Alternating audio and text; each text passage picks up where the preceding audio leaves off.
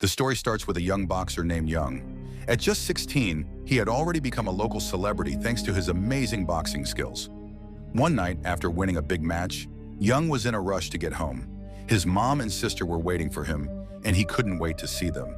But when he got there, what he found wasn't what he expected. Instead of warm hugs and congratulations, he walked into a nightmare. His mother and sister were lying there lifeless.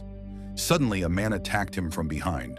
But Young, being the skilled boxer he was, quickly fought back and killed the attacker. Fast forward 2 years. In a school somewhere in town, a group of boys were talking about Young's story. They had heard that the people who attacked his family were actually thieves, and Young had taken them all down with his bare hands. Unfortunately, even though he acted in self-defense, he was charged with murder and sent to prison. One of the boys listening in was Subin, a new student at the school. Subin had switched schools to escape the bullying he faced at his previous one. He was finally starting to settle in and feel at ease when one day the teacher introduced a new kid to the class. Tony. Subin froze when he saw him. Tony was a boxer too, and he used to be one of the bullies who tormented Subin at his old school. Seeing Tony again brought back all the fear Subin thought he had left behind. As soon as the teacher left the classroom, Tony wasted no time establishing his dominance. He started picking on and beating some kids for no reason, showing everyone who was in charge.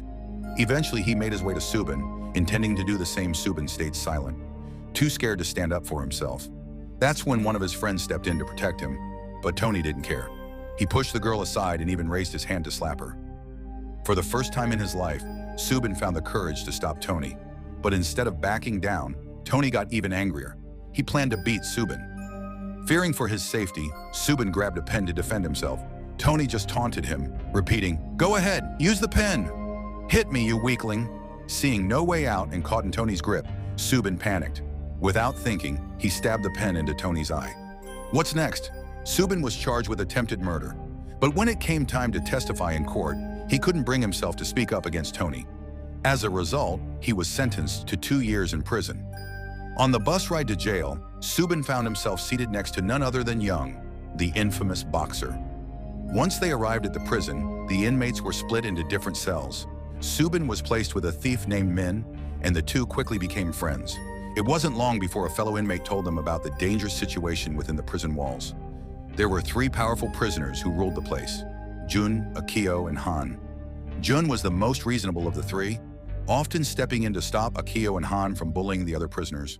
But recently, Akio and Han had set a trap for Jun, and as a result, the police had locked him away in solitary confinement. With Jun out of the way, Akio and Han freely terrorized the other inmates. However, the most feared prisoner of all was still Young.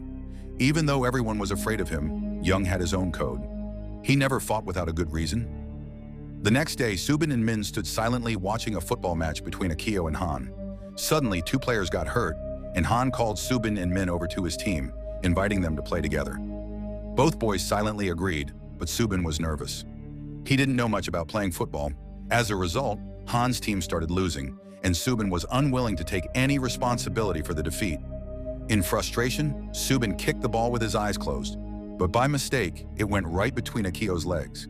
The unexpected kick caused Akio to stumble, and he fell to the ground in pain. Furious about what had just happened, his friends immediately began dragging Subin toward their cell. Terrified, Subin recalled the bullying he had endured at his previous school and started begging for mercy. But his pleas fell on deaf ears. Just then, they noticed Young walking by. Instantly, they switched their behavior, acting as if they were friends with Subin. Seeing this, Subin realized that everyone in the prison respected Young. Fearing for his safety, he ran toward Young for help. Although Young typically avoided unnecessary trouble, he couldn't ignore Subin's desperate pleas. When Akio tried to stop him, Young quickly knocked him down with a single punch. In the prison, the kids received lessons. But during class, Akio's glare remained fixed on Subin. He was determined to teach him a lesson at any cost. Immediately after class, a guard took Subin to meet someone. And to his shock, it was Tony. One of Tony's eyes was now severely damaged, a consequence of their previous encounter, and he had been expelled from school. Since then, Tony had been living on the streets, and he believed that all his misfortunes were Subin's fault. Fueled by anger, he was determined to kill Subin at any cost. As Tony loomed over him, Subin instinctively began begging for his life, but his pleas fell on deaf ears. During the confrontation, Subin's eyes caught a glimpse of Young, who was training nearby. In that moment, a realization struck him. He still had 2 years left in prison, and if he learned boxing well, he might stand a chance at protecting himself.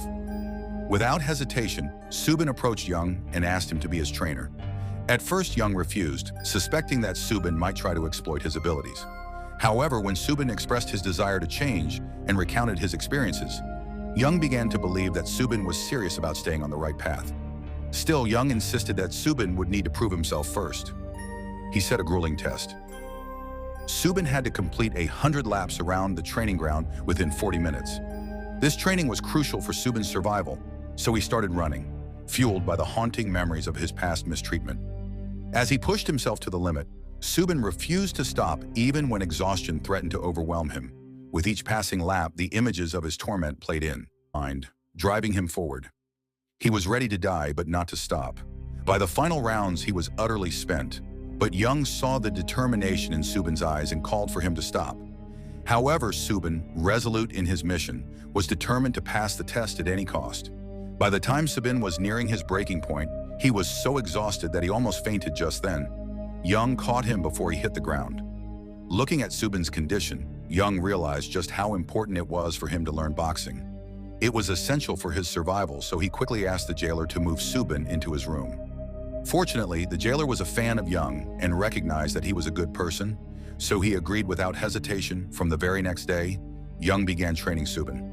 However, seeing how weak Subin was, he knew he'd have to push him hard. Meanwhile, Akio was plotting his revenge. His friends reminded him that Min was with Subin that day, and they thought maybe they could use mind to separate Subin from Young. As training went on, Subin was utterly drained. He longed for a break, but Young quickly reminded him that he wouldn't learn boxing with that kind of attitude. Inspired by Young's words, Subin forced himself to keep going. He worked tirelessly over the next few days, and slowly but surely, his body began to transform. During this time, a strong friendship began to blossom between Subin and Young. Outside the prison walls, Tony was getting into fights with every thug in the city, trying to prove himself. One day during one of these scuffles, a notorious gangster noticed him impressed by Tony's skills. The gangster offered him a job, but Tony wasn't interested and insulted the gangster instead. In response, the gangster knocked him out with a single slap afterward. The gangster gave Tony one last chance to accept the offer. Desperate for money, Tony finally agreed to work for him, realizing he had no other choice during lunch in the prison. Min leaned in and told Subin that soon, Young would be transferred to another prison. He warned Subin that once that happened, Young would be transferred to another prison. He warned Subin that once that happened, he'd be left defenseless against Akio. Subin felt a wave of disappointment wash over him. Young hadn't mentioned anything about this, and he needed to talk to him right away. When Subin confronted Young, he explained that one day, Subin would have to stand up for himself, and that day was fast approaching. Subin nodded, understanding the importance of Young's words, and threw himself back into training. Meanwhile, Akio's gang was harassing Min. Subin saw this and rushed over. When they tried to threaten him, Subin unleashed his boxing skills, easily taking them down. News of his victory spread quickly to Akio, who ordered his goons to bring Subin to him immediately, but now Akio's men were the ones scared of a fight. They approached Subin, terrified, and asked for his help. Subin, feeling the pressure, went to face Akio himself. He started by apologizing for any previous misunderstandings, but Akio wasn't having any of it. Without warning, he attacked him. But Subin was no longer the same. He fought back in self-defense. Although Akio was still stronger, Subin held his ground. After a fierce struggle, Akio threw him to the ground and everyone assumed the fight was over. But Subin, fueled by determination, jumped back up and started landing blows on Akio until Young stepped in to stop him. After that, they quietly left the scene. Meanwhile, Tony's reputation was growing in the city, and he was becoming more and more dangerous each day. Back in the gym, Subin's training with Young had reached a turning point. During one session, Subin was about to punch Young in the face, and with this, their journey ended because Young was being transferred to another prison that same day. Before leaving, Young told Subin to keep working hard. Once Young left, Jun and Han were also released, meaning that the prison was about to change.